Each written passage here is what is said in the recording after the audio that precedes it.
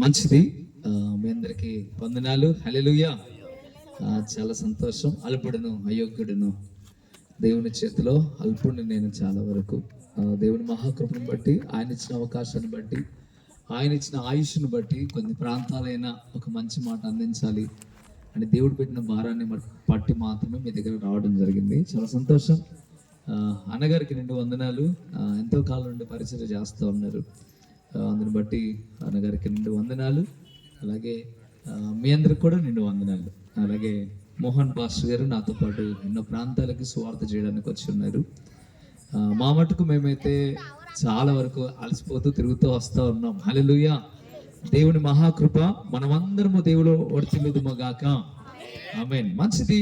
మీకు వాక్యం చెప్తే మీకు బోరు కొడుతుందని నేను ఏం చేద్దాం అనుకుంటున్నా అంటే మీకు స్టోరీ చెప్దాం అనుకుంటున్నాను. హల్లెలూయా. అమ్మా, ఎంతమందికి ఇష్టం స్టోరీస్ అంటే? కథ అంటే ఎంతమందికి ఇష్టం? కానీ ఈ కథ చాలా గొప్ప కథ. ఈ కథ మీరు బాగా వినాలి. తమ్ముళ్ళు, చిన్న పిల్లలతో సహా అర్థమయ్యేలా మీకు చెప్తానే, అర్థమయ్యేలా మీకు చెప్తాను. కంగానే పడకండి. వాక్యం ఏం బలంగా చెప్పను నేను, ఓకేనా? మీకు ఒక మంచి మాట చెప్పాలనే నా ఆశ, అంతకుమించి ఇంకేం లేదు. ఎంతసేపు కూడా మీ బ్రెయిన్ నేను తిన్నో ఒక పావుగంట అర్ధగంటలో ముగించేద్దాం, ఓకేనా? ఎంతమందికి ఇంట్రెస్ట్గా ఉంది? అందరూ కదా, ఒక పావుగంటే కదా, ఒక అర్ధగంట స్టోరీగా. ఓకే, చూడండి ఎంతమందికి ఆశ ఉంది కదా. ఓకే, మంచిది. ఈ మైక్ ద్వారా వింటున్న వాళ్ళందరికీ కూడా ఈ మాటను తెలియజేయడం ఆశపడుతూ ఉన్నాను.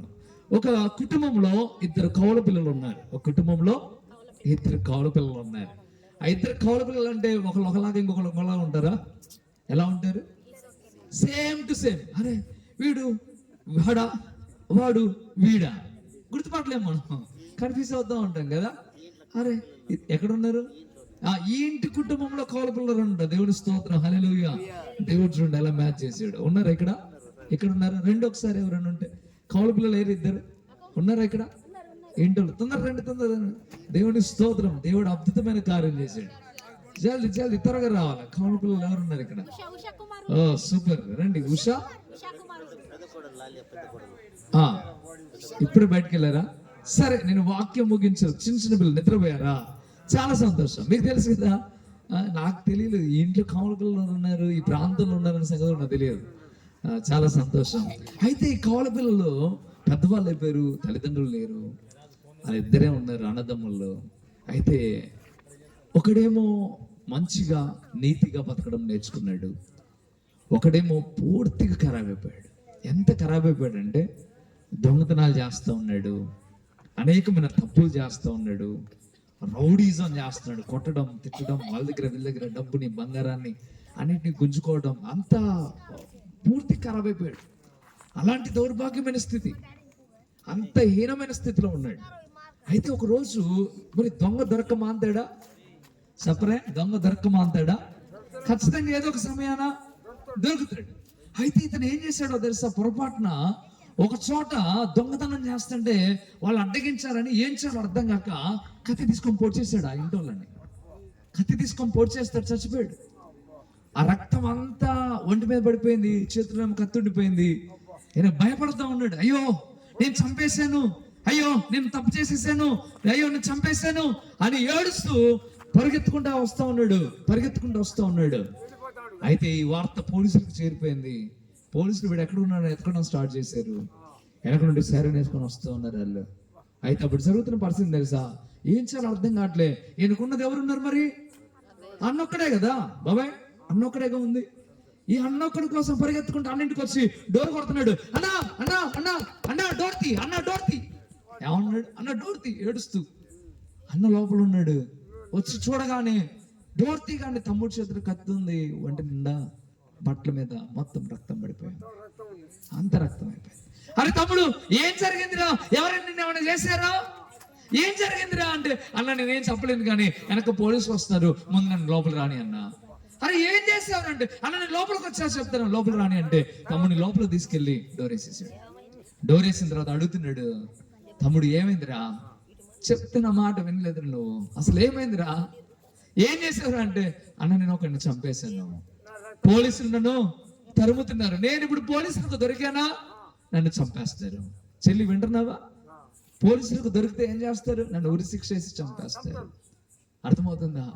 అన్నా అని ఏడుస్తూ ఉంటే అన్న అంటున్నాడు, అరే నువ్వు ఏడవకురా, నువ్వు ధైర్యంగా ఉండు, నువ్వు ఏడవకు, నువ్వు ధైర్యంగా ఉండు, ఏడవకు. అన్న నన్ను చంపేస్తారన్నా, నన్ను చంపేస్తారు. నీకు ఎన్నిసార్లు చెప్పారా మంచిగా బతకమని, తప్పు చేస్తే నీకు ఎన్నిసార్లు చెప్పా, ఎన్నిసార్లు చెప్పినా నా మాట వినలే. ఇప్పుడు చూడు ఎక్కడికి వచ్చిందో. అన్నా నన్ను ఇది ఒక్కసారి కాపాడన్నా, నన్ను ఇది ఒక్కసారి కాపాడన్నా, ఇంకెప్పుడు తప్పు చేయనన్నా. ఏం చేయగలరా చెప్పండి, ఏమైనా చేయగలరా? అప్పుడు అన్న ఒక మాట అంటున్నాడు తెలుసా, నీ బట్టలు ఇప్పేసేయి, నీ షర్ట్ తీసేయి, ఆ కత్తి ఎక్కడ పెట్టేసేయి, నీ షర్ట్ తీసేయి, నేను కూడా షర్ట్ తీసేస్తా అని. ఏం చేశాడంటే తమ్ముడు బట్టలేమో అన్నేసుకొని అన్న బట్టలేమో తమ్ముడికి ఇచ్చి ఆ కత్తి పట్టుకునేసరికి అంటున్నాడు తమ్ముడు, ఏం చేస్తున్నావన్నా, ఏం చేస్తున్నావు తర్వాత సంగతిరా, నువ్వు అరవకుండా చూడు అని అన్ని తీసేసుకున్న బట్టలు వేసుకున్న తర్వాత వెళ్ళి డోర్ తిప్పు. పోలీసులు వచ్చి డోర్ కొడుతున్నారు, ఇంట్లో చొరబడ్డారని తెలిసి డోర్ కొడుతుంటే నువ్వు వెళ్ళి డోర్ తిప్పు. అన్న ఏం చేస్తున్నావు, అసలు ఏం చేస్తున్నావు, ముందు డోర్ తీపో. డోర్ తీసిన మరుక్షణం ఏం జరిగిందో తెలుసా, అన్నే హంతకుడు అనుకొని తమ్ముడుకు బదులుగా పట్టుకుపోయారు. అన్నే హంతకుడు చంపిన నేరస్తుడని ఏం చేశారో తెలుసా, అన్న ఆ తమ్ముడికి బదులుగా అన్నని తీసుకొని వెళ్ళిపోయారు. ఇప్పుడు చెప్పండి, తప్పు చేసింది ఎవరు? ఎవరు? తమ్ముడు. శిక్ష పడాల్సింది ఎవరికి? బాధ అనుభవించాల్సింది ఎవరు? అందరూ వింటున్నారు కదా. ఇప్పుడు చచ్చిపోవాల్సింది ఎవరు అసలు? ఎవరండి? తమ్ముడు చచ్చిపోవాలి. కానీ ఇప్పుడు ఏం జరుగుతుందో తెలుసా, తమ్ముడిని ప్రేమించాడు గనక, తమ్ముడిని ఆయన ఇష్టపడ్డాడు గనక తమ్ముడికి బదులుగా ఇప్పుడు అన్న జైలుకి వెళ్ళిపోయాడు. ఒక రోజున ఉరి శిక్ష ఖరారు చేయబడ్డది. అంతకుడిని చంపేయాలి కనుక ప్రభుత్వం ఏం చేసిందంటే, ఇతడు అంతకుడు కనుక ఇతడికి ఉరి శిక్ష అయ్యండి. తమ్ముడు వెళ్ళి జైల్లోకి వెళ్ళి ఏడుస్తూ ఉన్నాడు, అన్నా ఎందుకన్నా నా శిక్షను మీద వేసుకున్నావు, అన్నా నా శిక్షను ఎందుకన్నా మీద వేసుకున్నావు, అన్నా ఎందుకన్నా నా శిక్షను మీద వేసుకున్నావు అని ఏడుస్తూ ఉంటే అన్న నోట్లో ఒక మాట వచ్చింది. ఆ మాట ఏంటో తెలుసా, తమ్ముడా నీకు బదులుగా నేను చచ్చిపోతున్నా, నువ్వు నాకు బదులుగా బతుకు. ఏమన్నాడు తెలుసా, తమ్ముడా నీకు బదులుగా నేను చచ్చిపోతున్నా, నువ్వు నాకు బదులుగా బతుకు. ఇప్పుడు తమ్ముడుగా చచ్చిపోతున్నాడంటే హంతకుడిగా, హానికరుడిగా, దొంగతనం చేసేవాడిగా ఈ మంచివాడు ఆ నింద వేసుకొని ఏం చేస్తున్నాడు, చచ్చిపోతున్నాడు. ఇక మీద బతికున్నది ఎవరంటే ఇప్పుడు లెక్క ప్రకారం అన్న గనక. ఇప్పుడు అన్న ఎలా ఉన్నాడు, నీతిగా బతికాడు, యథార్థంగా బతికాడు, ప్రేమతో బతికాడు, ఎవరిని జోలికి పోకుండా బతికాడు. అర్థమవుతుందా, నువ్వు ఇక మీద నువ్వు అలా బతుకు తమ్ముడా అని చెప్తున్నాడు. అర్థమవుతుందా? ఇప్పుడు ఒక మాట చెప్పన, అన్న ప్రాణ త్యాగం చేశాడు కదా తమ్ముడి కోసం, అన్న చచ్చిపోయాడు కదా తమ్ముడి కోసం. ఇప్పుడు ఒకవేళ తమ్ముడిగా ఉన్నవాడు మారకుండా ఉంటే ఆయన ఏమంటారు చెప్పండి మీరు? ఒకవేళ మీ ముందే ఉన్నాడు అనుకో, మారకుండా ఇంకా అట్లనే ఉండక ఏం చేస్తారు మీరు? రే బుద్ధున్నారని కొంచెం అయినా, నీ అన్న నీ కోసం చచ్చిపోయాడు రా, నీ అన్న నీ కోసం చచ్చిపోయాడు, ఇంకా మారవా ఏమంటావు? ఇంకా మారవా, ఇది ఒక బతికేనా అంటారు. అనరా ఖచ్చితంగా అంటారు. ఇంకొంచెం కోపంగా లోడేది వెళ్ళి నాలుగు బిగుతాడు కదండి, వాస్తవమే. ఎందుకు ఈ మాట మీకు చెప్తున్నానో తెలుసా, ఈ మాటలో చాలా అర్థం ఉంది. ఇక్కడ మనమందరం తప్పు చేసాం, భూలోకంలో మనమందరం పాపం చేసాం. తప్పు చేసింది మనం ఇతరులను ప్రేమించాల్సిన మనం కాస్త ఇతరులను కొట్టేస్తున్నాం, ఇతరులను బాధ పెడుతున్నాం, ఇతరులకు హాని చేస్తున్నాం. కానీ మనకు బదులుగా ఏ పాపము చేయని యేసు ప్రభు వారు ఈ లోకానికి వచ్చి నీ కోసం నా కోసం చచ్చిపోయాడు. మీకు అర్థమైంది మాట? యేసు ప్రభు వారు ఏ తప్పిదము చేయలే, ఏ పాపము చేయలే. ఆయన ప్రేమ కలిగిన వాడు, ఆయన గొప్పవాడు. అయినప్పటికీ కూడా ఎందుకు చంపబడ్డాడో తెలుసా? ఎందుకు శిలవేయబడ్డాడో తెలుసా? ఎందుకు మరణించాడో తెలుసా? ఎందుకయ్యా ఆయన బాధపడ్డాడో తెలుసా? ఆయన కొరడబెట్టి ఎందుకయ్యా శరీరం అంతా కొట్టేశారో తెలుసా? చేతుల్లో మేకులు ఎందుకు కొట్టారో తెలుసా? కాళ్ళలో మేకులు ఎందుకు దించారో తెలుసా? తల మీద ముళ్ళ కిరీటం ఎందుకు పెట్టారో తెలుసా? నీ కోసం, నా కోసం. ఆయన తప్పు చేయలే, ఆయన తప్పు చేయలే, ఆయన తప్పు చేయలేదు. కానీ మన తప్పును ఆయన మీద వేసుకున్నాడు. అర్థమవుతుందా మీకు? మన తప్పుని ఆయన మీద వేసుకున్నాడు. అందుకే బైబిల్లో ఒక మాట రాయబడి ఉంది, ఆయన పాపి కాదు, ఆయన పాపముగా మారిపోయాడు. హల్లెలూయా. అర్థమవుతుందా? అంటే సమస్త పాపం ఆయన మీద వేసుకున్నాడు, సమస్త పాప భారం ఆయన మీద వేసుకున్నాడు. ఎందుకయ్యా అంటే మనలందరినీ ప్రేమించాడు ఆయన. ఆ ప్రేమ వార్త చెప్పడానికి నీకు అడుకొచ్చా. అర్థమవుతుందా మీకు? యేసయ్య మమ్మల్ని ఎంత ప్రేమించాడో తెలుసా? నువ్వు చేసిన తప్పుల్ని నీ తండ్రి కూడా నీ మీద వేసుకోలేడు. ఒకవేళ ఊరి మధ్యలో తీసుకొచ్చి కొడతంటే తండ్రి అంటాడు, అయ్యా నీ కొడుకే కదా అంటే, నా కొడుకు ఎప్పుడు చచ్చిపోయాడు, వాడు నా కొడుకే కాదంటాడు. అంటారండి, అంటారు. ఎందుకంటే పరువు పోతుంది, స్థితి పోతుందని. కానీ యేసయ్య ఆ పని చేయలేదు. ఒకవేళ భర్త చెడిపోయి తిరుగుతుంటే భార్య అంటది, అసలు ఆయన నా భర్తే కాదు, నేను అతను కాపురం కూడా చేయను అంటది. ఒకవేళ భార్య చెడు తిరుగుతుంటే భర్త అంటాడు, ఆమెకి నాకు సంబంధము ఇక మీదట లేదు అంటాడు. కొడుకులైనా, తల్లిదండ్రులైనా, బంధువులైనా, మిత్రులైనా, స్నేహితులైనా ఎవరైనా కానీ అంత చావుదాకా వెళ్ళలేరు. ఏ తప్పు చేసిన వాడికి సపోర్ట్ చేయలేడు. యేసు ప్రభు వారు మాత్రమే నీ పాపాన్ని తీసివేయడానికి ఆయన ప్రాణం అర్పించాడు. నమ్మినట్టయితే గట్టిగా చప్పట్లు కొట్టి దేవుని స్తోత్రం చేయాలి. రియల్, ఇది అద్భుతమైన మాట. నా దేవుడు చేసిన అద్భుతమైన కార్యం. అందుకే ఈరోజు మీ మధ్యకి వచ్చి దేవుని గురించి చెప్పడానికి ఇష్టపడుతున్నాను. యేసయ్య ఎంత గొప్పవాడంటే ప్రాణం పెట్టాడు నీ కోసం, నా కోసం. ఒక్కసారి యేసయ్య జీవితాన్ని మీరు చదవండి. ఒకవేళ మీకు ఇంట్రెస్ట్ ఉంటే మీకు బైబిల్ నేను పంపిస్తా, కొత్త నిబంధన బైబిల్ నేను పంపిస్తా. ఇందులో ఎన్ని ఉన్నాయి ఉచితంగా నేను ఇస్తాను. లూకా సువార్త, మత్తయి సువార్త, మార్కు సువార్త, యోహాను సువార్త తిప్పి కొడతా చిన్న పుస్తకం చదివినంత ఉండదు. చదవండి ఒకసారి. యేసయ్యలో ఏమైనా తప్పు ఉందేమో మీకు కనబడితే. ఆయన వ్యభిచారిని సైతం అమ్మా అన్నాడు. అర్థమవుతుందా? అందరిని మర్యాదగా పిలిచాడు, అందరిని ప్రేమతో మందలిచ్చాడు, అందరి మీద జాలి కలిగాడు. ఆ కుష్ఠరోగుల్ని బాగు చేశాడు, అనారోగ్యంతో వాడిని పట్టుకొని ఆయన బాగు చేశాడు. అనేకమైన పాపాలు చేసిన వారందరినీ కూడా ఆయన ఎంతగానో క్షమించి వారి కొరకు ఆయన ప్రార్థనలు చేశాడు. ఎంతో మంది నీతిగా బతక తప్పులో బతుకుతుంటే వారిని మంచిగా బతకమని ఎన్నో మాటలు చెప్పాడు. యేసయ్యలో ఏ పాపము లేదు, యేసయ్యలో ఏ దోషం లేదు. భూమి మీద బతికిన ఎవరైనా చెప్పని ఏ కైక మాట యేసు ప్రభు వారు చెప్పారు. ఏంటో తెలుసా?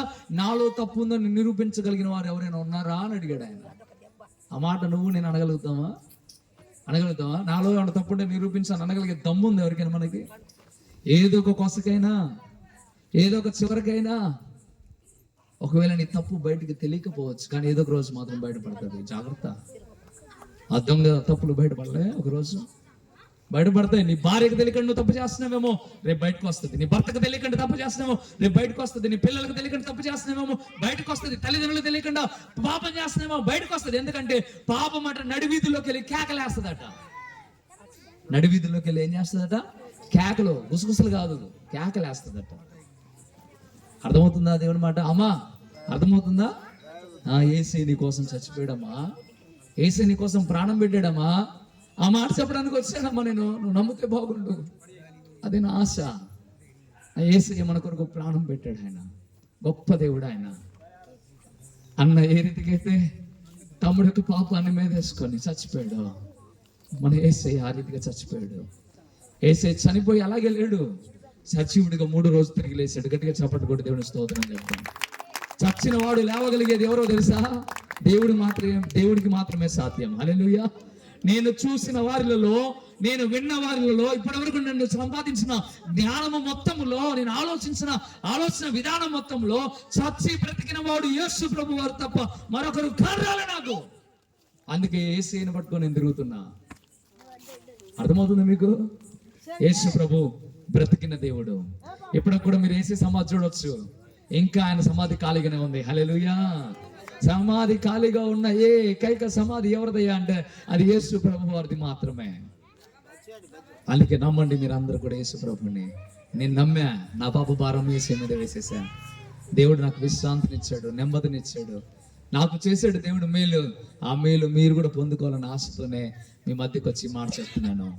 అన్న అంత మంచివాడు కదా, మరి యేసు ప్రభు వారు ఎంత గొప్పవాడయ్యా అంటే ఒక్క మాట బైబిల్లో తీసి చదువుదామా? ఇన్ని మాటలు ఓపెన్ గా విన్నారుగా, ఒక్క మాట నేను చదివి మీకు చూపిస్తాను. చూడండి, కొలస్సీలకు రాసిన పత్రిక 1వ అధ్యాయంలో మనం చూస్తే అక్కడ కొన్ని మాటలు రాబడి ఉన్నాయి. 13వ వచనం దగ్గర నుండి మనం చదువుదాం. కొలస్సీలకు రాసిన పత్రిక 1వ అధ్యాయం 13వ వచనంలో మనం చూస్తే, ఆయన మనలను అంధకార సంబంధమైన అధికారము నుండి విడుదల చేసి తాను ప్రేమించిన తన కుమారుని యొక్క రాజ్య నివాసునిగా చేస్తున్న అంధకార సంబంధమైన పాపము నుండి మనల్ని దేవుడు ఏం చేశాడట? విడుదల చేశాడు. ఆ విడుదల ఎలా జరిగిందయ్యా అంటే సిలువలో మరణించడం ద్వారా జరిగింది, సిలువలో రక్తము కార్చడం ద్వారా జరిగింది, సిలువలో ప్రాణం అర్పించడం ద్వారా జరిగింది. పాపము నుండి విడుదల. పాపం నుండి విడిపించే వాళ్ళు ఎవరు ఉన్నారండి? విడిపించగలరా మనుషుడైతే? ఒకవేళ నేను పొరపాటుని గుంట్లో పడ్డాను అనుకోండి, నేను లేవలేని పరిస్థితిలో ఉంటే వేరే మనుషుడు పైన ఉంటే ఏం చేస్తాడు? పైన వాడు మాత్రమే. ఒక బావి ఉంది అనుకుందాం, బావిలో పడ్డాడు అనుకోండి, ఎవరైనా పైన ఉన్నోడు లాగలుగుతారా, లోపల ఉన్నోడు లాగలుగుతారా? ఎక్కడ ఉన్నోడు లాగలుగుతారు? రే తాడెత్తున్నా పట్టుకురా, రే గుంజుతాను నేను పైకి అంటాడు, పైన ఉన్నాడు కాబట్టి. ఒకవేళ ఇద్దరు బావిలో ఉంటే కష్టం, పైన ఉన్నోడు మాత్రమే. ఇప్పుడు చెప్పండి, పాపంలో ఉన్నవాడు కాపాడగలుగుతాడా? మనుషులందరిలో ఏదో ఒక రకమైన పాపం ఉందిగా, తప్పు ఉందిగా, అంటే మనల్ని మనం కాపాడుకోగలుగుతామా? అది జరగని పని. అందుకే పాపము లేనివాడు కావాలి మనల్ని కాపాడడానికి. పాపము లేనివాడు ఎవరయ్యా అంటే యేసు ప్రభువు. అందుకే అన్నాడు, సవాల్ వేసాడు, నాలో పాపం ఉంటే నిరూపించండి అని. ఎందుకంటే ఆయన పాపము లేనివాడు, పరలోకం నుండి వచ్చాడు కనుక ఆయన మనల్ని కాపాడాడు. అదే విడుదల. ఆ బావి నుండి ఒక మనుషుడు పైనుండి ఎలాగైతే కాపాడి విడుదల చేస్తాడో అదే రీతిగా దేవుడు మన పాపముల నుండి మనల్ని విడిపించను అని రాయబడి ఉంది. ఇంకేమంటున్నాడు చూడండి, ఆ విడుదల చేసి తను ప్రేమించిన తన కుమారుని యొక్క రాజ్య నివాసునిగా చేసెను. ఆ కుమారుని యందు మనకు విమోచన కలిగింది. విమోచనం అంటే విడుదల. ఇంతకు ఏంటయ్యా విడుదల అంటే? అనగా పాప క్షమాపణ కలిగింది. పాపము చేసిన వాడిని క్షమించేవాడు కావాలి. ఒకవేళ మీ తండ్రి ఉన్నాడు, తప్పు చేసినప్పుడు క్షమించకుండా ఉన్నాడు అనుకోండి, మారడానికి ఛాన్స్ ఉందంటారా? చాలా మంది అంటారు, యేసయ్య పాపంలో దేవుడట, పాపం చేసే వాళ్ళు ఎంకరేజ్ చేస్తాడట. ఎంకరేజ్ చేయడం కాదు, నేను 1 ఛాన్స్ ఇస్తున్నాడు దేవుడు. 1 ఛాన్స్, ఒక ఛాన్స్ ఇస్తున్నాడు దేవుడు. ఒకవేళ నేను తప్పు చేశాను, నాకు తెలుసో తెలియకో, నన్ను నేను సరి చేసుకోవడం ఒక ఛాన్స్ ఇవ్వాలా వద్దా? ఇవ్వకుండా ఊరేస్తానంటే అందుకే మీరు ఎప్పుడైనా గమనించారో, ఒక దొంగ దొరికినప్పుడు పోలీసులు ఏం చేస్తారు? టీవీ ముందుకు తీసుకొచ్చినప్పుడు అతనికి ఒక నల్ల ముసుగు ఏమేస్తారు అనలారా? ఎందుకు నల్ల ముసుగు వేశారు? వాడు ఏదో ఒక రోజు మారి సమాజంలో బతకాలి. వాడు ఏదో ఒక రోజు మారి సమాజంలో మంచి వ్యక్తిగా బతకాలి. ఒకవేళ వాడి ముఖం చూపిస్తే జనమందరూ దొంగ దొంగ దొంగ దొంగ అని వాడిని ఇంకా కఠినాత్ముని చేస్తారేమో అని ఆ ముసుకేసి మరి అతనికి జైలు శిక్ష అనుభవించాక అతడు మారాడు అని తెలిసిన తర్వాత మళ్ళా సమాజంలోకి వచ్చి మంచి బతుకురా అనే అవకాశం ఇస్తారు. అలాగే దేవుడు కూడా పాపం చేసిన నీకు నాకు ఒక అవకాశం ఇస్తున్నాడు. ఆ అవకాశం ఏంటయ్యా అంటే మారడానికి ఒక అవకాశం. మరి ఎలా విడుదల నీకు అంటే, ఎవరైతే యేసు ప్రభు దగ్గరకు వస్తారో, వచ్చి ఆయన నామమునందు విశ్వాసం ఉంచుతారు. పిల్లలు వీళ్ళకి ఎవరికి కేక్ ఇవ్వద్దు, ఇక్కడున్న పిల్లలకి ఎవరికి కేక్ ఇవ్వద్దు. హలో భయ్యా, నాకైతే నీ భాష రాదు, కానీ నీకైతే కేక్ అయితే ఇవ్వరు. నా భాష నీకు వచ్చు. హల్లెలూయా. అందుకే చెప్తున్నా, నీకైతే కేక్ అయితే ఇవ్వరు. ఎవరు మాట్లాడుకుని ఉంటారో వాళ్ళకే కేక్, లేకపోతే మీకే, మీ ఇష్టం. మరి ఓకే, మంచిది. బా ఎంత సైలెంట్ అయ్యారా, చాలా సంతోషం. అయితే ఒకసారి వినండి, పాపం నుండి విడుదల కలగాలంటే యేసు ప్రభు దగ్గరకు రావాలి. ఆయన దగ్గరకు వచ్చి, ప్రభువా నేను పాపం చేశా, నా పాపాన్ని క్షమించు అని యేసు దగ్గర ఒక మాట నువ్వు చెప్పాలి. చెప్పి, ఇక మీద నేను పాపం చేయను నాయనా, నాకు ఒక ఛాన్స్ ఇస్తున్నావు కదా, నేను దీన్ని వినియోగించుకుంటా అని చెప్పి నీ హృదయాన్ని మార్చుకోవాలి. దేన్ని మార్చుకోవాలి?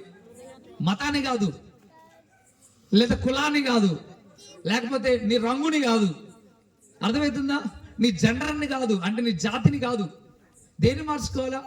తప్పు చేసే మనసు ఉంది చూసావా ఇంతకుముందు, ఇప్పుడు ఆ మనసులో నేను తప్పు చేయను అనే ఒక నిర్ణయానికి రావడమే మారడం. అర్థమవుతుందా? ఇలా మారి దేవుని దగ్గరకు వచ్చి ఒక ప్రామిస్ చేసినట్టుగా అదేం చేయాలంటే నీటి బాప్తిజం తీసుకోవాలి. ఏం చేయాలా? నీళ్ళల్లో, అయ్యా నేను ఇక మీద తప్పు చేయను, నీ ముందు నేను ప్రమాణం చేస్తున్నా, ఇగో నేను నీళ్ళలో పాస్టర్ గారి ద్వారా బాప్తిజం తీసుకుంటున్నా అంటే మారావు అనడానికి. ఇప్పుడు నువ్వు మారావు అన్నట్టు తెలుస్తుంది నలుగురికి, నీ మనసులో ఉన్నది ఎవరికైనా తెలుస్తుందా? ఇప్పుడు అన్న మనసులో ఏమనుకుంటున్నాడు నాకు అని తెలుసా? ఏం పొగుడుతున్నాడు, తిడుతున్నాడు, నాకేం తెలుసు? అవునే కదా. మీరు ఇప్పుడు ఇక్కడ కూర్చున్నారు, ఎదురైనా గోళ అనుకుంటున్నారో, లేకపోతే ఏందిరా మంచిగా అన్న బాగా చెప్తా అనుకుంటా, నాకేం తెలుసు? 2 మాటలు ఉంటాయి కదా మనసులో, అవునా కదా? నాకేం తెలుసు?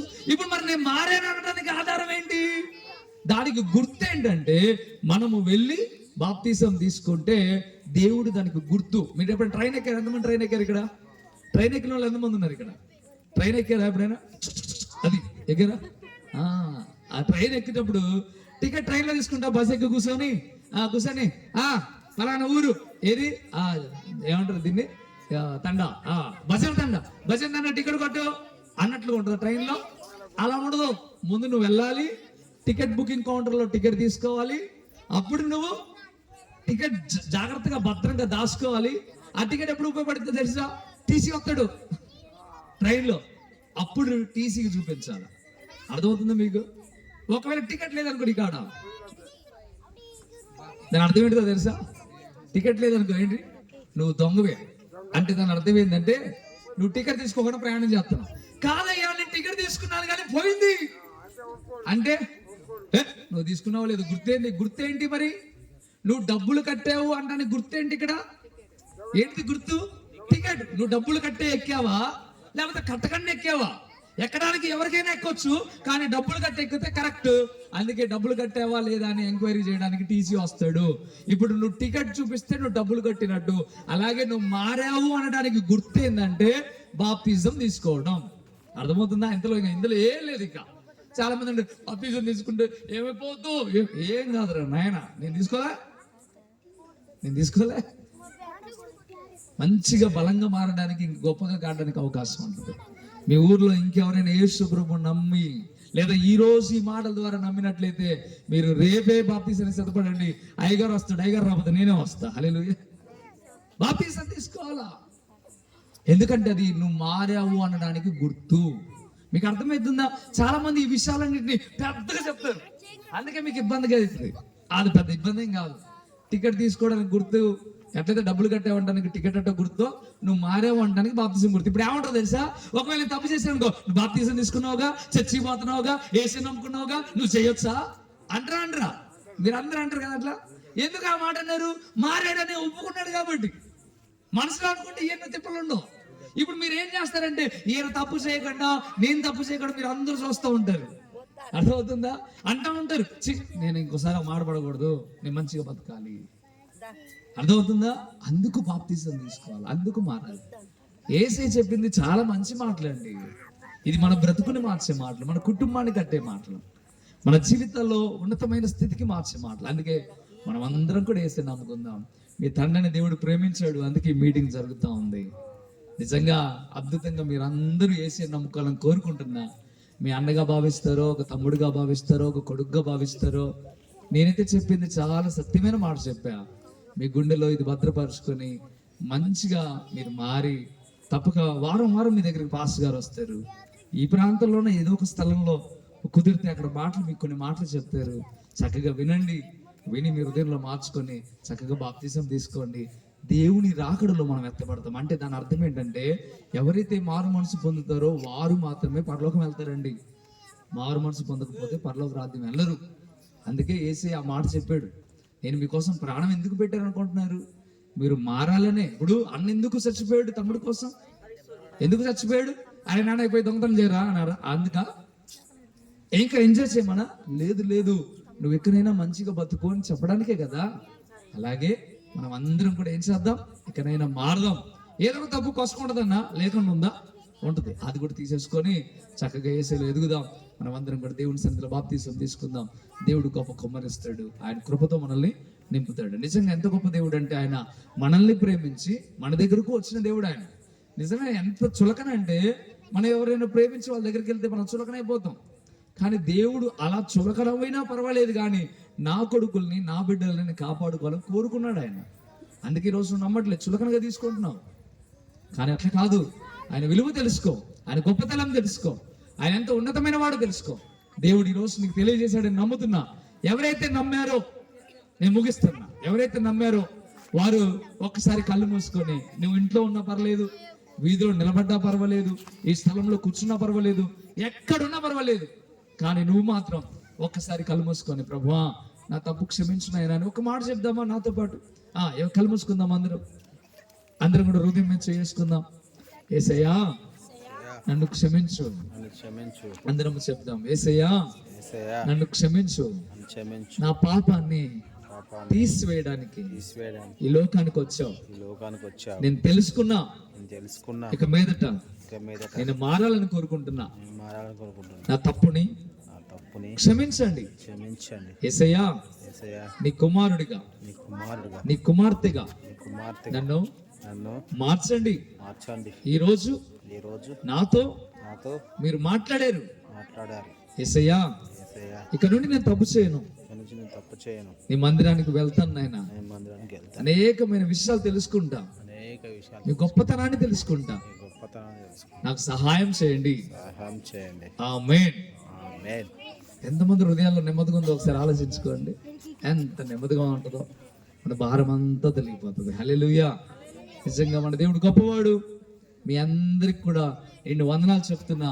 మీరందరూ యేసే నమ్ముకోండి, యేసే గొప్ప కార్యాలు చేస్తాడు. దేవుడు మీ ప్రాంతాన్ని దీవించును గాక. భజన అంటేనే స్తుతించడం, మీరు యేసేని స్తుతించుదురు గాక. హల్లెలూయా. భజన అంటే ఏంటి? స్తుతించడం, దేవుడిని పొగట్టడం. మీరందరూ యేసేని పొగుడుతురు గాక. Happy happy Christmas, happy happy Christmas. నేను ఎలా చెప్తాను అలా చెప్పండి. Merry merry Christmas, happy happy Christmas, merry merry Christmas. Okay, మంచి. మీ అందరినీ దేవుడు దీవించుగాక. ఆమేన్. ఈ సమయం ఇచ్చిన దైవ సేవకులకి నిండు వందనాలు. మీ అందరూ కూడా ప్రేమతో విన్నారు. మీ అందరికీ కూడా నిండు వందనాలు. Praise lord.